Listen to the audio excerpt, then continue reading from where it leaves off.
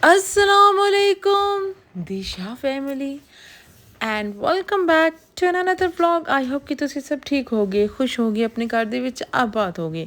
Channel को subscribe कर दीजिएगा क्योंकि मैं आपसे चाहती हूँ कि छेती छेती मेरे सब्सक्राइबर जल्दी से ऊपर जाएं, बिकॉज मैं चाहती हूँ मेरी फैमिली छेती से ग्रो कर जाए। टाइटल देखा होगा, आपको समझ आया होगा कि हिना अपने आप पे क्यों प्राउड फील करती हूँ, why I am so proud of my self.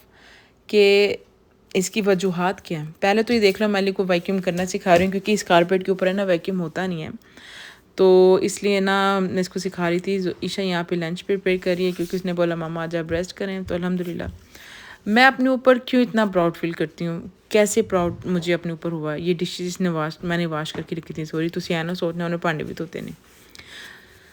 First of all मुझे लगता है कि अब मुझे ऐसा लगता है कि कहीं गलत हो रहा है ना, उसके लिए आवाज़ खोलना चाहिए, मुंह खोलना चाहिए।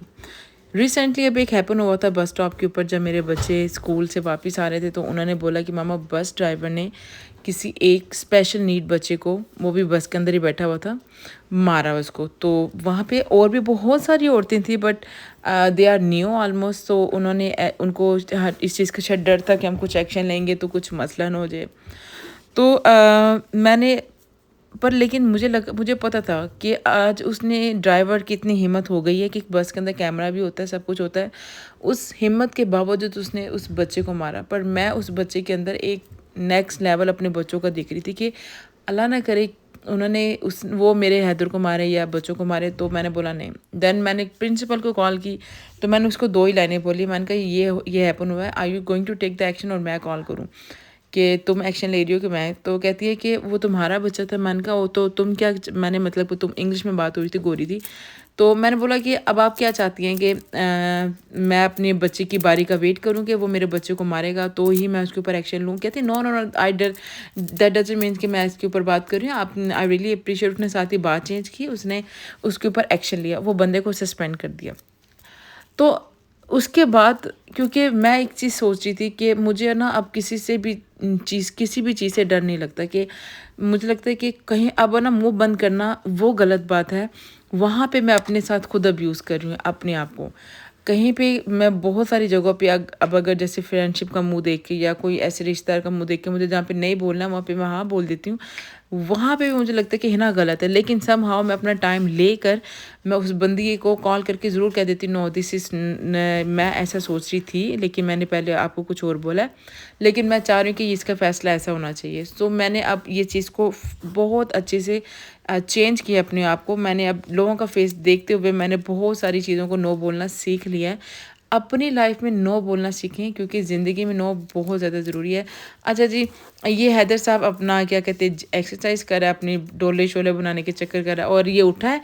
तो मैं इसको ये बोल रही थी कि अली कपड़े चेंज करो। जोहा भी साथ उठ के आई थी, तो बस ये स्टेप आगे पीछे हो गए ने।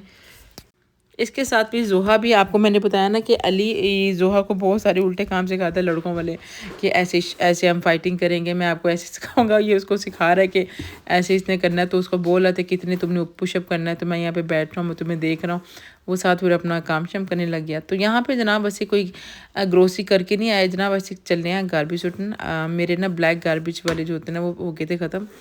तो इसलिए मेरे पास ये वाले पड़े थे। मैंने कहा चलो यार इसको तो पहले ख़त्म करो ना, घर में बैग ही बैग पड़े हुए हैं। बारिश का दिन था, काफ़ी मज़े का दिन था। और अच्छा, जोया की मॉम ने मुझे गिफ्ट भेजा था, मुझे, मेरे बच्चों को, जोया को, फरियाल को, उनकी जोया की देवरानियों को।